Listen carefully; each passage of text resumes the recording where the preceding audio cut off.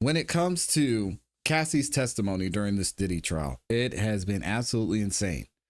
It's called into question a lot of what many people thought when it comes to Cassie's role in this whole freak off situation, Cassie's role in Diddy's actual enterprise, which we haven't even gotten into her role in the enterprise yet, but specifically focusing on the freak offs, focusing on her engagement with Diddy and hearing some of the back and forth in the courtroom. Not only that, but some of the messages that she was sending to Diddy during their time together. Let's go ahead and get into it and check it out. Sean Diddy Combs, his former girlfriend, R&B singer Cassie Ventura, facing cross-examination today for the first time after 2 days on the stand in direct.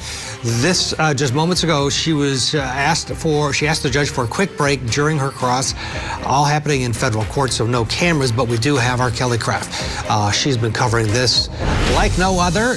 In Manhattan, outside the federal courthouse. Kelly, good morning to you. Fill us in on what has happened so far with the much anticipated cross of Cassie Ventura.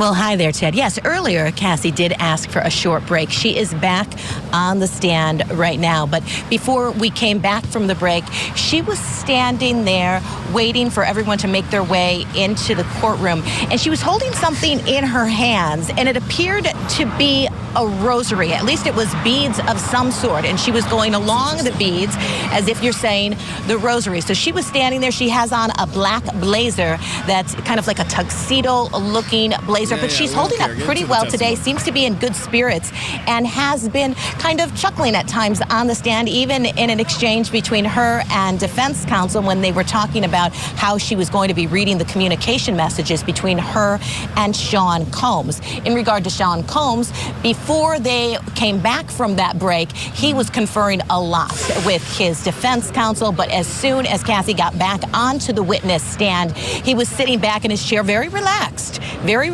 just hands clasped in front of him and listening. At one point, he did start conferring with his counsel when some communications were being brought up on the screen. We do have a bit of the testimony that we can put up for you on our screen right now. We can talk about it, what was said so far inside that courtroom. So, as I was mentioning what Cassie was wearing, this is what Combs is wearing. He has on a beige sweater, white collar, and gray pants. So he's wearing this good-lucky pan. And in regard to some of the testimony, let's take a look at that and what was said so far on the stand. So Ventura read loving emails between the couple from 2008. Combs said, "I'm a very lucky man. I love you. I miss you. I can't wait to hold you." And Ventura responded, "I'm a very lucky woman. I miss you so much. I'd fly wherever you needed me to, whenever. I love you." So that's an example of one of the things that was said today in court in regard to her testimony. We do have another one we can put up for you in which she was testifying that she wanted more time and attention from Combs. "I haven't talked to you at all. I know you can take 3 minutes out of your day to talk to me, and you don't even try. I'm really hurt by the way you deal with me. I don't need your money. I need some attention. I am thankful, but I can pay for these things myself." And Ted, I just walked from outside the courthouse, and some of the other things that she was just testifying to are getting pretty graphic in nature. So I'm not going to be able to read everything on camera. But one of the things that's going to be important and what defense counsel is picking up on is an email. So when these emails or BlackBerry messages are being discussed, she is addressing them to Puffy or Pop. That was the nickname that she had for him. And she called him what? She called this man Pop. Yikes. How do y'all feel about that one? Or Pop. That was the nickname that she had for him. And she told him that in order for me to be more open, I need to feel like you're my husband, that this is the only man who will have this aggressive sexual side of me. And this is where it gets to be important because... Yo, what? Does that sound like a victim to y'all? Dang, I can't with this, man. I said I wasn't going to go back into how I feel about Cassie and this whole thing. This is some BS. She said what again? Open. I need to feel like you're my husband, that this is the only man who will have this aggressive sexual side of me.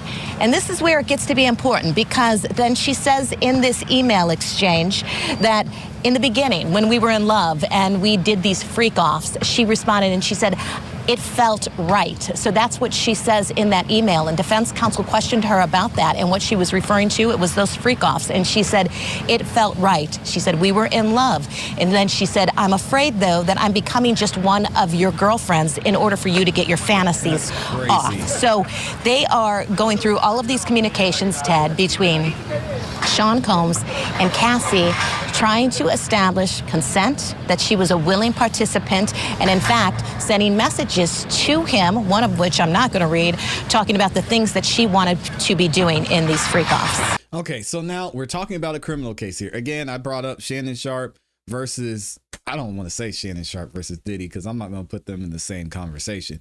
But this is a criminal trial, right? We're talking about two different things. On the civil side, Shannon Sharpe is cooked. And there's a reason that Diddy had to pay Cassie $20 million because he was cooked on the civil side too. When it comes to the criminal side, where's the coercion? Cassie's saying, I want to do this. Yeah, let's do this. I want more of your attention. You bring out the freak in me. Come on, man. Interesting. Yeah, and how would you describe the back and forth? Is it tense? Is it aggressive? I assume Tenny Garagos is doing it, a female defense attorney. How is this going? How would you describe it? Wild. I think it's going well so far. It's not aggressive right now.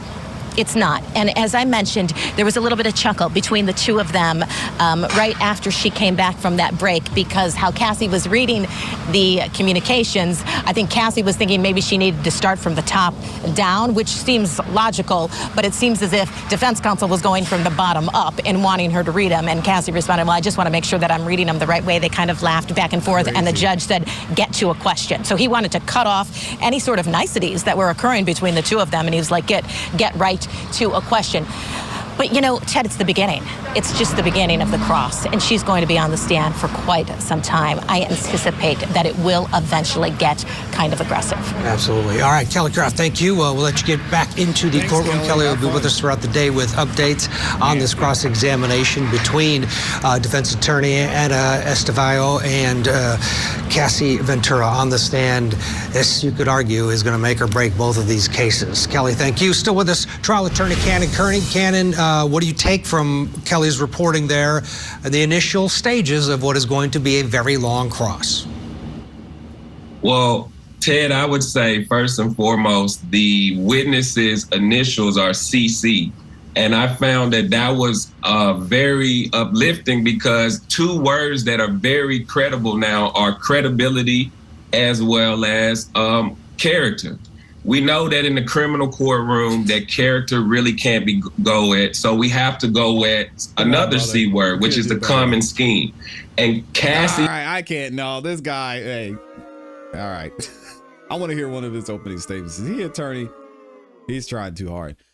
I can't, man. I can't do it. The more I hear about their relationship and what was going on, the more I'm like, where's the coercion? Where's the trafficking? I got to see it. Because, again, she wanted to be with Diddy in every way possible. And then when she wanted to leave, guess what? She left. And she didn't go back. So much more to get into when it comes to this Diddy trial. Y'all let me know what you think about this in the comments in the chat. I'm officially out. And this is just scratching the surface. We're going to get into more videos and content about this later, get into the text messages that were exchanged between the two. It gets crazy.